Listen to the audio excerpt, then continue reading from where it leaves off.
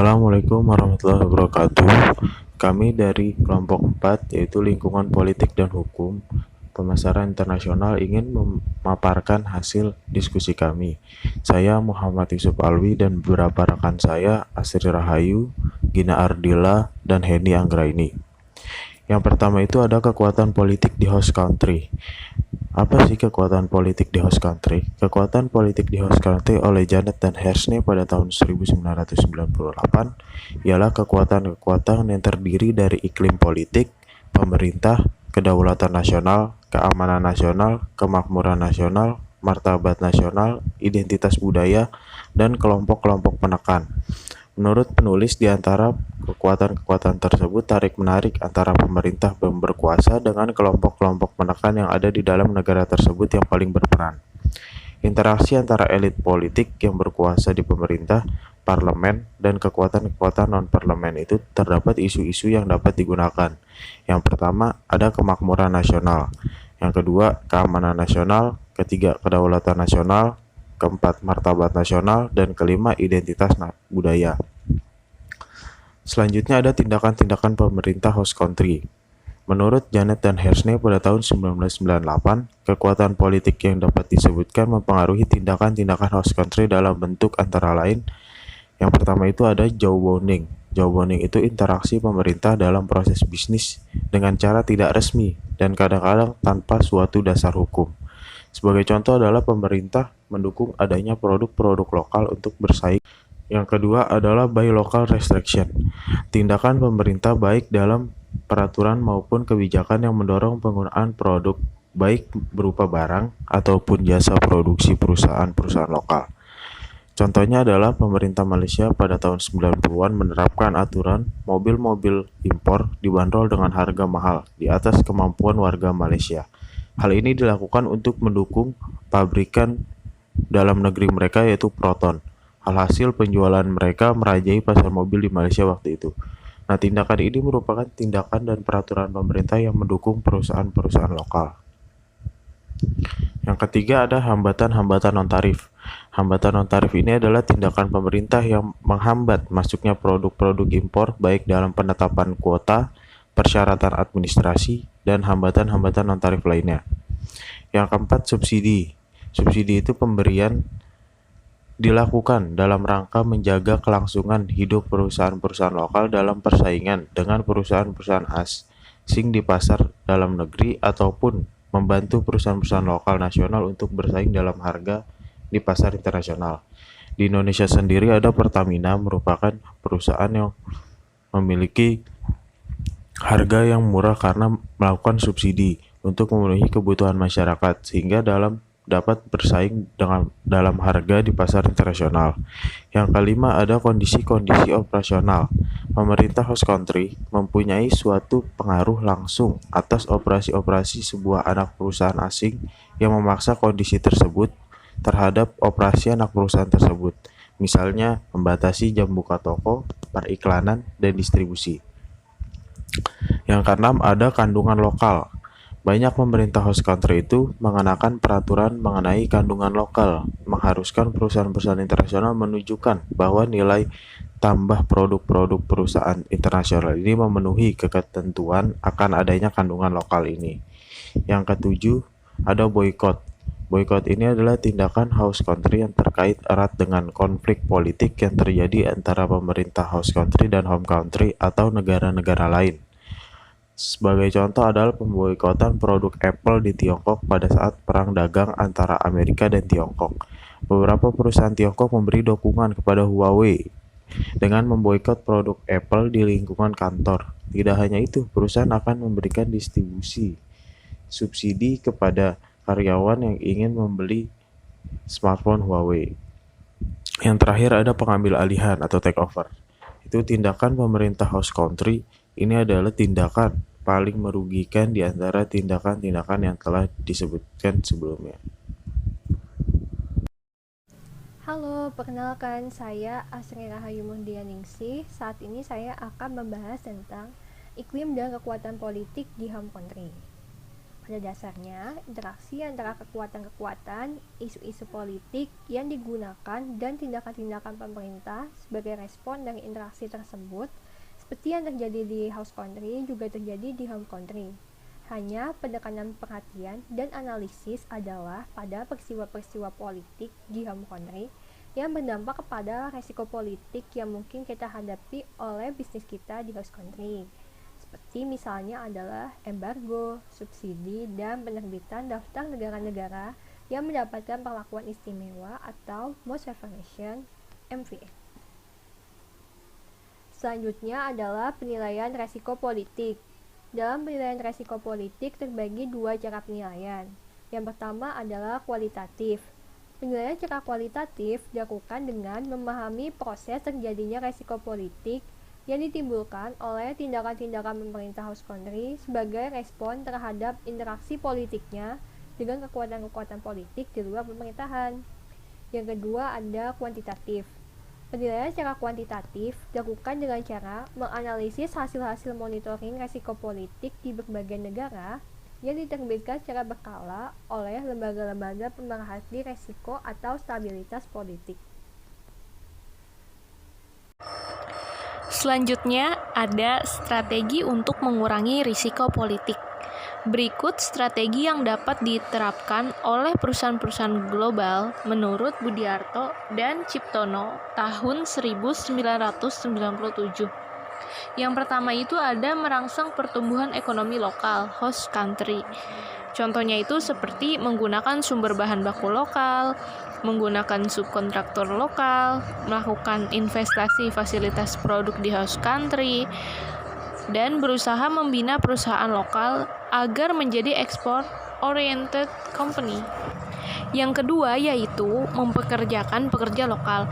Ketenaga kerjaan dan pengangguran sangat sensitif di berbagai negara berkembang. Karenanya, perusahaan global bisa memiliki kedudukan yang politis apabila bisa menyerap tenaga kerja lokal yang besar, di mana tenaga kerja lokal tidak hanya sebagai tenaga kerja operasional, tetapi juga perlu dipertimbangkan pemberian jabatan manajerial. Yang ketiga, membagi kepemilikan. Dalam hal kepemilikan atas perusahaan, sebaiknya diupayakan untuk membagi kepemilikan dengan cara mengubah bentuk perusahaan dari perusahaan privat menjadi perusahaan publik, atau dengan mengubah perusahaan asing menjadi perusahaan lokal. Yang keempat, menerapkan political neutrality. Sebisa mungkin perusahaan global jangan terlibat masalah politik, baik antar kelompok atau antar negara. Yang kelima, lisensi. Lisensi digunakan apabila perusahaan mengalami risiko politik yang sulit. Cara yang efektif adalah lisensi. Yang keenam, melakukan lobbying. Setiap perusahaan memiliki tujuan masing-masing. Untuk dapat mencapainya, perusahaan perlu melakukan lobbying secara halus atau diam-diam untuk menghindari masalah politik baik terhadap pemerintahannya atau terhadap pemerintah host country. Yang ketujuh, mengantisipasi resiko politik. Resiko politik bisa diantisipasi dengan cara yaitu asuransi resiko politik, pengembangan rencana kontingensi, membentuk database mengenai kejadian-kejadian politik masa lalu pada setiap negara yang dimasuki perusahaan, lalu menginterpretasikan data yang diperoleh dari jaringan intelijen.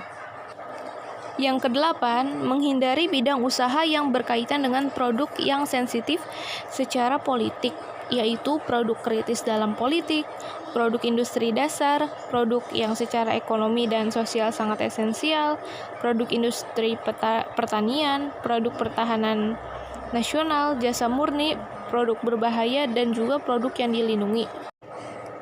Selanjutnya, kekuatan hukum internasional. Menurut Janet dan Hennessy, kerangka kerja hukum atau legal framework dari suatu bangsa merefleksikan filosofi atau ideologi politik tertentu.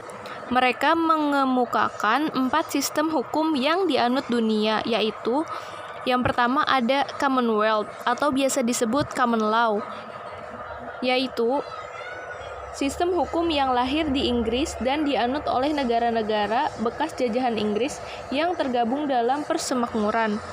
Nah, hukum ini tuh bersifat tidak tertulis untuk semua situasi yang dapat diduga. Lalu, kasus diputuskan berdasarkan tradisi, praktek umum, dan penafsiran undang-undang. Yang kedua itu ada kode atau civil law, yaitu sistem hukum yang lahir di daratan Eropa yang dianut selain oleh negara-negara Eropa dan juga Indonesia. Sistem ini mencakup semua hukum yang dapat diduga serta dikembangkan untuk aplikasi komersil, sipil, dan kriminal. Selanjutnya ada sistem hukum sosialis, yaitu sistem hukum yang dianut negara-negara sosialis. Selanjutnya yang terakhir ada hukum Islam, yaitu sistem hukum Islam yang didasarkan kepada kitab suci Al-Quran yang dianut oleh negara-negara Islam. Ya, selanjutnya adalah meminimalkan masalah yang berkaitan dengan hukum internasional. Nah, cara meminimalkannya itu ada caranya. Yang pertama itu pahami hukum komersial di masing-masing host country. Maksudnya itu dalam pemasaran internasional kita harus paham dulu hukum-hukum di setiap negara tuh kayak apa. Contohnya itu kayak perusahaan Adidas, dia ngeluarin sepatu dari kulit kanguru, dimana tujuannya itu untuk membantu pemerintahan Australia untuk mengurangi jumlah kanguru yang udah terlalu banyak di Australia ya kan. Tapi di Mahkamah Agung California itu dia menolak karena walaupun di Australia itu kebanyakan kangurunya, tapi di California itu kanguru merupakan hewan yang dilindungi. Jadi California nggak mendukung adanya sepatu yang terbuat dari kulit kanguru itu. Jadi ya seperti itu. Di Australianya mungkin boleh, tapi di Californianya nggak boleh. Jadi harus disesuaikan. Jadi produk Adidas dengan kulit kanguru itu nggak bisa diperjualbelikan di negara California. Selanjutnya itu ada perhatikan unsur-unsur sebuah kontrak internasional yang baik. Nah, kita juga harus memerhatikan unsur-unsur kontrak di setiap negara. Jadi kan dalam pemasaran internasional itu kalau kita mau menjual belikan produk kita di suatu negara harus ada kontraknya kan, harus ada kayak perjanjian kontrak gitu. Nah, jadi kalau kita ingin melakukan kontrak, kita harus memperhatikan dulu gitu. Kayak misalnya nih, kita udah melakukan kontrak sama suatu negara. Nah, di negara itu tuh kayak udah diperbolehin nih kontrak-kontraknya apa aja. Tapi belum tentu di suatu daerah di negara tersebut tuh memperbolehkan gitu. Jadi taulah kayak setiap di dalam negara itu kan ada kota-kotanya lagi. Nah, di setiap kota itu dia juga memiliki budaya-budaya masing-masingnya lagi. Jadi kita harus sesuaiin gitu, jangan sampai menentang budaya yang ada di dalam sana, seperti itu. Selanjutnya itu ada cantumkan profesi untuk artibrase.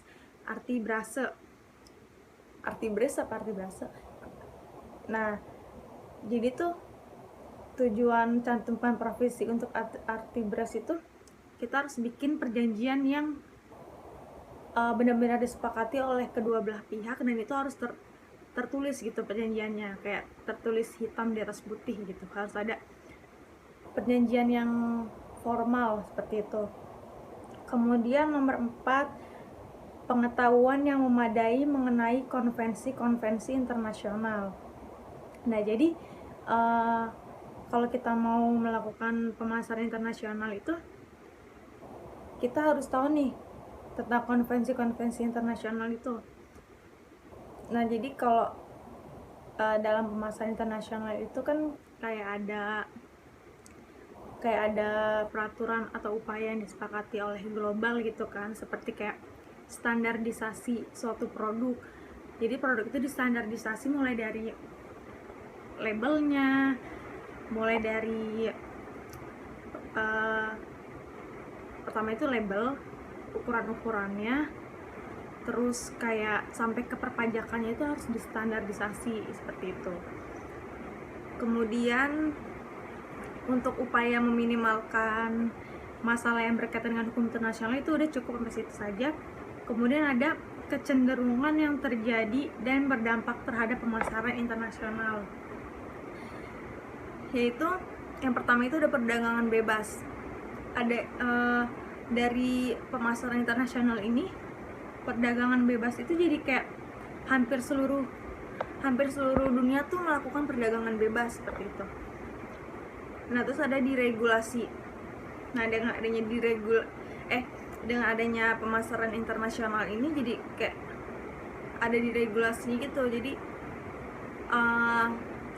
campur tangan pemerintah dalam perdagangan di suatu negara itu kayak berkurang gitu. Semua diserahin kepada pelaku pasarnya itu, kepada ya pelaku pasar itu sendiri. Jadi kayak diserahin lah gitu, negara kayak udah sedikit campur tangannya gitu. Kemudian privatisasi perusahaan-perusahaan milik pemerintah. Nah, di sini itu sama seperti kayak diregulasi ya, dipicu oleh kesepakatan maupun tekanan-tekanan dari lembaga-lembaga internasional. Nah, dengan adanya privatisasi ini, maka persaingan dalam perdagangan suatu negara menjadi lebih sehat seperti itu. Dengan adanya kesepakatan yang telah dibuat, jadi kayak sehat gitu, jadi nggak kayak pokoknya ada peraturan-peraturan di dalamnya seperti etika bersaing dan lain-lain seperti itu. Nah, sepertinya untuk materi keempat ini cukup sampai di sini. Sekian, wassalamualaikum warahmatullahi wabarakatuh. Jika ada tambahan dari teman-teman silahkan.